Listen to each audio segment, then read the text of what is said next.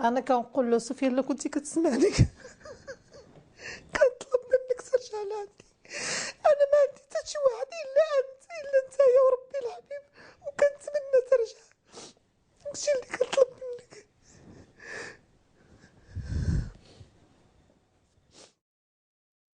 طوفالخ حصلتو انا هز هذاك الساكو ماشي. ملي سولتو قال كان غادي نمشي واحد ايام داخل ولا تفاي داخل نهار داخل شنو الانظار غادي يرجع.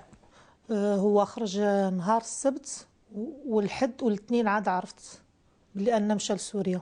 فاش وصل لسوريا عيط لنا بلي انني راني في سوريا.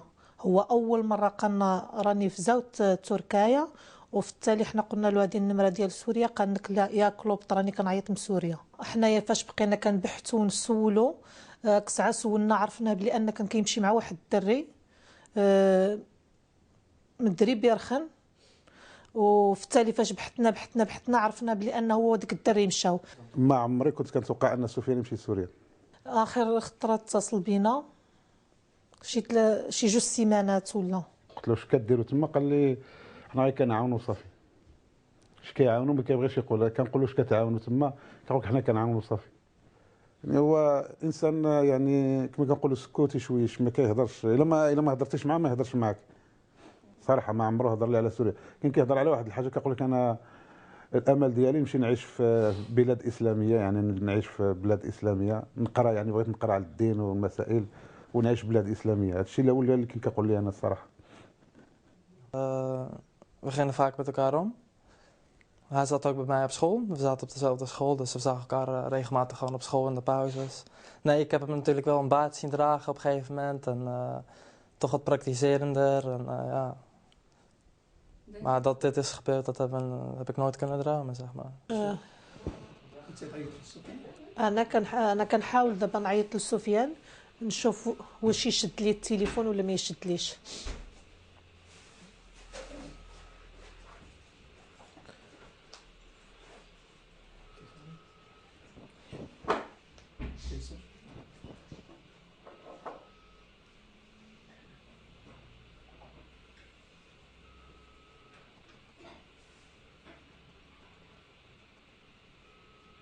انا ما عارفاش زعما، ما غاديش نقدر نتهم شي واحد ولا نقول زعما الا كان شي واحد من مورا هادشي زعما من الاحسن يمشيو بالخاطر ديالهم ويطلبوا الخاطر من الوالدين ديالهم. داكشي اللي بغى يمشي بالخاطر ديالهم. الا كان مورا شي واحد انا ما غاديش نقدر نحكم على شي واحد.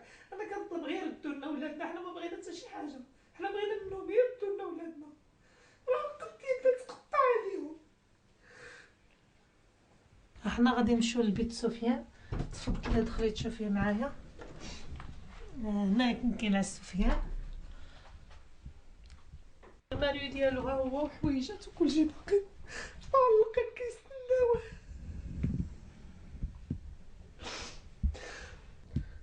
الحقيقه ولدي ما كنقدروش ندخلوا لهاد البيت لا انا ولا باك. كنتمناوك ترجع له في اقرب وقت وليدي. هادشي اللي كنتمناو لك. هناك امهات سوريات كثيرات، ام فرنسيه، أم هولندية، أرسلوا لي رسائل كثيرة قالوا أرجوك أولادي ذهبوا للجهاد في سوريا، هل توافق على هذا؟ قلت لها إن أولادك ذو ضمير حي لم يعد يتحمل ذبح شعب بكامله. ولكني أقول لجميع الشباب أيضا إن كان أهلك بحاجتك فلا تأتي. إن خدمة الوالدين ولو كانا غير مسلمين هو من صميم الجهاد في سبيل الله.